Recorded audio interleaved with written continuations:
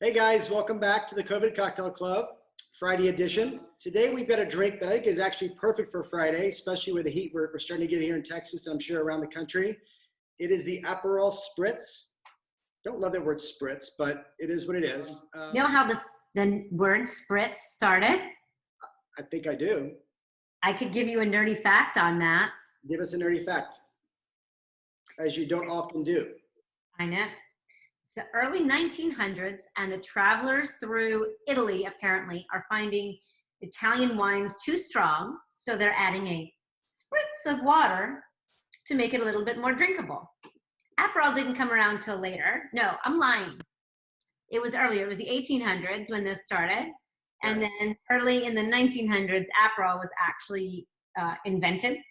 People found that that's the best way to drink their Aperol also. But you can make a spritz out of anything, but you have to say it like that.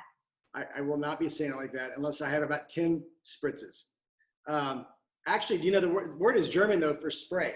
So it's like a spray of water. German soldiers would use it. They were making drinks, not Aperol Spritzes, but they would make drinks that would have a spray of water in it. Maybe with like Jägermeister. Jägermeister spritz. Okay, I think we've hit our quota of that. I'm not going to drink this drink without thinking of that now. Thank you. I appreciate it. An Aperol Spritz.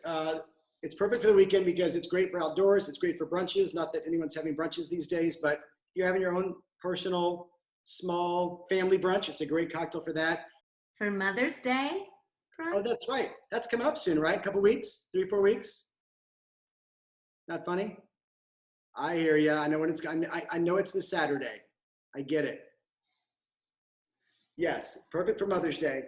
Aperol Spritz is a low ABV cocktail, which stands for low alcohol by volume. Point being, it is not a boozy cocktail. We do lots of boozy cocktails at the CCC. This is not one.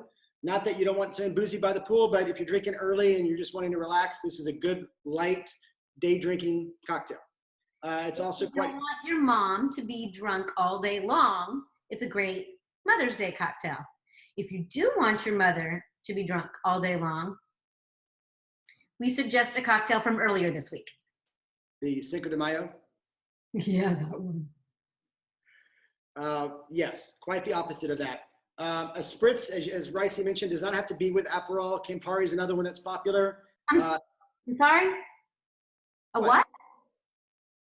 A spritz. I'm not doing that. I think you mean a spritz. How about I say spritz and you do that? Okay. Anyways, a spritz can be made with various aperitifs, but Aperol is certainly the most popular. Campari is a bit more bitter version. A little fun fact, the Campari group actually owns Aperol now.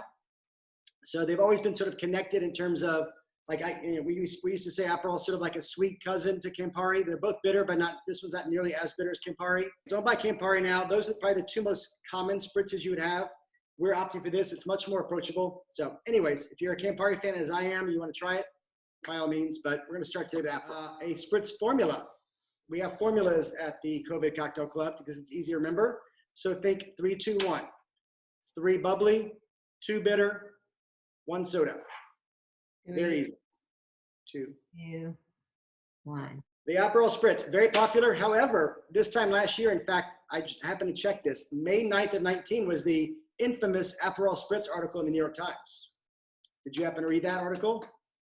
I think I remember hearing about it, how it just, I mean, it made Aperol Spritzes like sort of ubiquitous all over the place for brunch. Yeah, they were not fans. They called it the Capri Sun cocktail. Last year, they kind of toured a new one. They did mention 2 points that I think were really key, though, that I do agree with. 1, you don't want anything too sweet for your bubbly. So if you're doing a Prosecco or Cava, pick one that's a little more dry. Otherwise, it can get very sweet. And 2, you do not want this drink to just sit around once you've made it, because once it melts, it kind of loses that effervescence that we'd like to say, and it just gets kind of watered down and syrupy. So it's a drink you want to drink relatively quickly. I do think Aperol is a little syrupy. It is. Absolutely is. So I thought those are 2 valid points. I still am a fan. Are you suggesting that my choice of glassware may be too large for this drink? No, not at all. I just would advise that you don't put out in the sun and come back in an hour expect it to taste good. Because that happens. Because that never happens at your house. Never. Traditionally, it's served in a wine glass. They got like a red wine, large goblet. I think that's a really pretty. Was it a cordial? Yes, snifter. A snifter. It's sort of a ricey sized glass there. I like him. Small batch glass. I like how he holds in my hand. Although when you hold it like that, it Gonna takes a melt minute. faster. Yeah. So I'll hold it like a lady. do that while you're doing spritz at the same time. All right, I think we should make this Aperol Spritz. No shakertons, no mixing glasses. All you need is a goblet, a snifter, whatever glass you want to use. Fill it with ice. You don't really want one of your big old-fashioned ices, but you also don't want the like tiny cubes. And my cubes are really a little small for this drink. I think they'll melt too quickly, to Jason's previous point. So I took my big old-fashioned clear ice cubes and just sort of threw it on my countertop a couple times until it broke into pieces of its former self. So now I have clear bits. Which I think will actually end up being really pretty. I do too, actually. I'm pretty excited about it, not gonna lie. And I with our new ice machine that we had to get last month, our old small ice machine broke. Don't roll your eyes, it broke, and that's an emergency. You have to get your ice machine replaced within 24 hours. So I found a new one with large ice, which I'm very happy about. So we have our ice. You got your clear ice. I've got my larger regular ice machine ice. 2 ounces. So remember 3, 2, 1. But we're going to start with the middle. So the Aperol. Oops, just spilled that. You'll see the color is already pretty striking. This is it's more orange than Campari. Again, has some similar features in terms of the overall like flavor profile. Most people describe it as orange and rhubarb, kind of a bitter orange, bitter rhubarb sort of combo. Would you agree? I think it looks like Triaminic. Yeah, I didn't ask what it looks like. What does it taste like? But yes, it does. Although not good for marketing though. When I was a kid, I used to fake being sick to get the Triaminic. That shit tasted good. I remember Triaminic. Back to the bubbly. I'm not going to measure it exactly, but approximately 3 ounces of Prosecco or Cava. And then top it off with Topo, Perrier, any kind of mineral, sparkling mineral water you have, just 1 ounce. And then the last piece of Garnish is pretty straightforward, just a large orange wheel. Yours is probably going to show up better in that short glass. Yep, very nice. And there you have an Aperol Spritz. I would recommend stirring it, otherwise you're going to get very dry, plain sparkling water at the top. You're going to get very bitter on the bottom, so just a light stir, in fact. Not so much that it dilutes your ice. And really, guys, that's it. There's no fancy garnishes.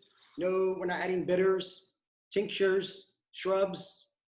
Not even fancy garnish. No, doesn't need it. Take it or stir it. I think this is actually one of the prettier cocktails out there. News for next week. I think that we've been getting a bit of feedback from you guys that there are so many cocktails and so little time, and people are starting to feel overwhelmed with the amount of cocktails that they feel they need to go backwards to try, and they can't keep up with them. So we are planning on moving our COVID Cocktail Club to 3 times a week, starting next week.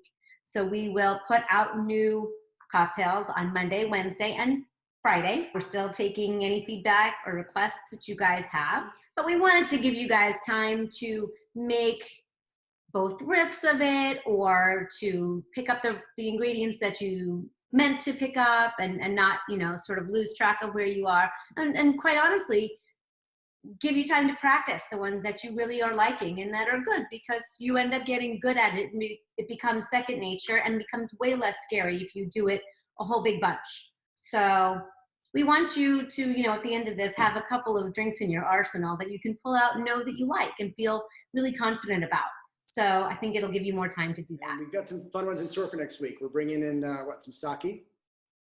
That was a request. I think it's even that much more important. If there's something we haven't done yet, hopefully this quarantine is ending relatively soon. So we want to, as much as we love hanging out with you guys, I'd like to think we're kind of down the home stretch here. I don't know. I never thought we'd be planning week 7 of this. Did you? No.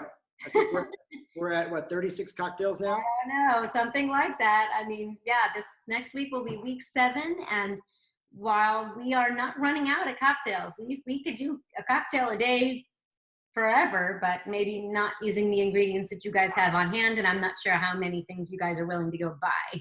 Right. So. Good point. in trying to keep it relatively simple.